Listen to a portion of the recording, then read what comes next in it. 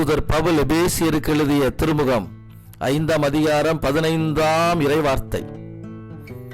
ஞானமற்றவர்களாய் வாழாமல் ஞானத்தோடு வாழுங்கள் என்ற ஞானத்தின் வார்த்தைகளுக்காய் நன்றி இயேசுவே. ஞானத்தின் ஊற்றே, உமது பிள்ளைகளிடமிருந்து அறிவீனம், மதியேடு, மடமை போன்ற தவறான காரியங்களிலிருந்து அவர்களை மீட்டெடுப்பீராக. உம்முடைய நிறை ஞானத்தால் நிரப்பி வழிநடத்துவீராக.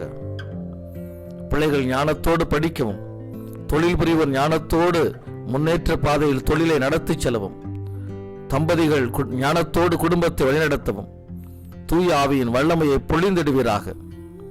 உமது வல்லமையை பெற்றுக்கொண்ட பிள்ளைகளாக செய்கிற ஒவ்வொரு காரியத்திலும் ஞானத்தை பெற்று செய்து அதன் வாயிலாக நிலை வாழ்வை பெற்றுக்கொள்வார்களாக.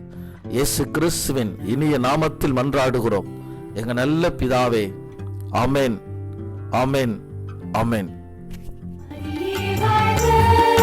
மரியே வாழ்க, மாதா